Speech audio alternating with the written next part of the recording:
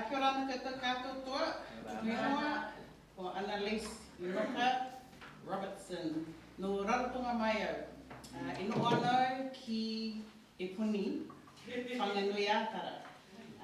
Kia ora everyone, thank you for the opportunity to be here and share something that's been a part of my life for the last 20 years. So for those who don't know, I was originally a literacy educator. I've got my brother Bruce, his PowerPoint stuck in my head, so I'm trying to think, was I the pedagogy or the pedagogy? Which probably explains why I don't teach anymore. I just want to acknowledge my brothers here, so as we do. Sorry, this thing feels like it's right in my face, I won't break it. For just being flexible in this space. We want to be as educators responding to our environment, and we thought it would be really hard for you to choose between listening to me for 25 minutes or having the opportunity, not having to choose, but having the value of hearing from all three of us. So I have asked my brothers to give me a little bit of that time because I really want to hear these stories. So this is also about me being selfish. Before we put my presentation on, I just wanted to locate us in the Pacific, in the middle of Auckland, and ask if we can, or if you can tell us what the Pacific Islands looks like. Name some of the islands, and let's start from this end. Can you see that? Yeah. Can you read it? Yeah. Not really. So when we talk about Pacific, it's Micronesia, it's Melanesia, and it's Polynesia. And when we talk about Pacific and Aotearoa New Zealand, it's some or a lot of that, i.e. one of your own countries, the Cook Islands, that is here in Aotearoa New Zealand.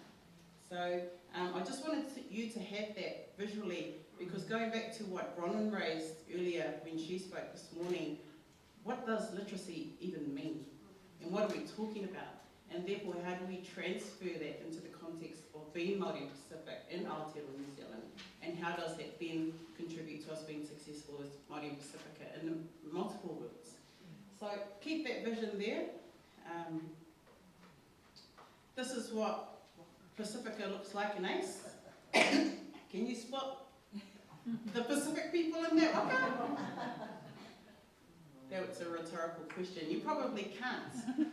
And that's the whole point, really, is that you can't spot them. Māori and Pasifika together is looking at that journey, and this was taken from this year at our hui Fono, literally putting us in a waka together and saying, we need to get from A to B now and make it happen. And in the context of adult community education, which is where I am, and a lot of you are based in terms of your work, we've got the hardest job. We've already heard from Bruce and hegemony and pedagogy and every other oji that you can think of, pretty dodgy. So what happens when a system fails our people? We give them more. We create homework programs because 9 to 3 wasn't enough. So we give them some more after school.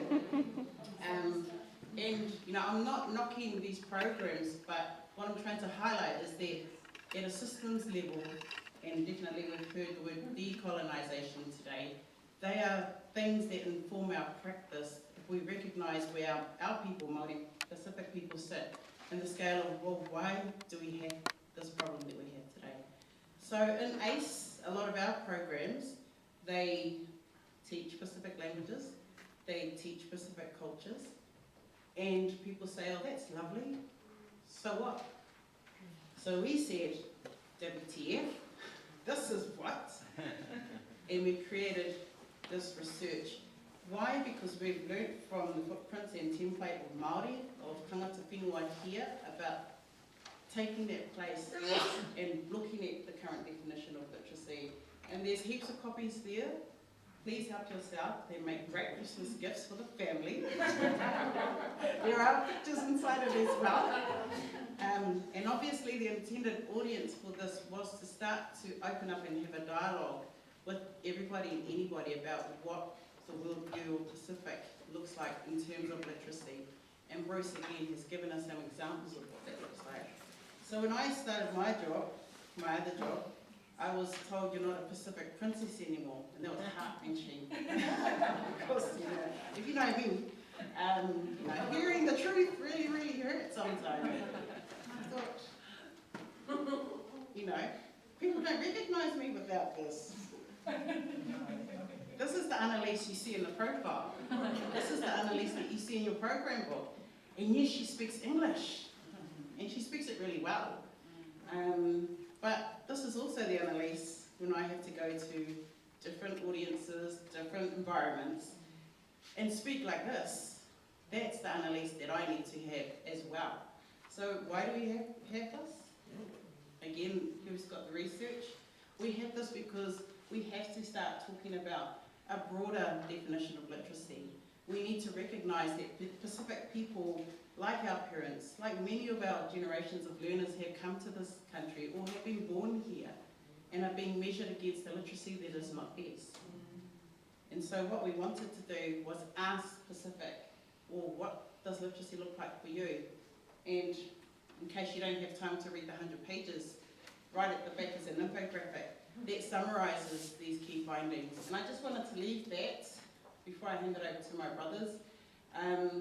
That this is exciting for me, it's passionate because it's personal, and it's also professional. So what are we going to do now that we have something that starts to validate looking at what literacy means for Pasifika? And as you can see in there, or not, that's why you need a book, it includes reading and writing, but not just reading and writing in English. It's also reading and writing in our heritage languages. And, again, credit to Whenua Māori for paving a way for us to start to have that conversations for ourselves. Number 2, if you can't see it, is oral and non-verbal communication. And, I was in the dark with Karen and others, and she kept pushing this pedagogy of our oracy. We're great talkers, and after a few, we're even better talkers sometimes. But validating the importance of our oral and our non-verbal communication. Number 3 is strength and identity. Does this start to resonate with you? Do you see evidence of this in your own practice, or with learners, or yourself? Number 4 is possessing and living out a shared Pasifika values base. Number 5 is the arts. And number 6 is digital and information technology. So that's it from me. Very short.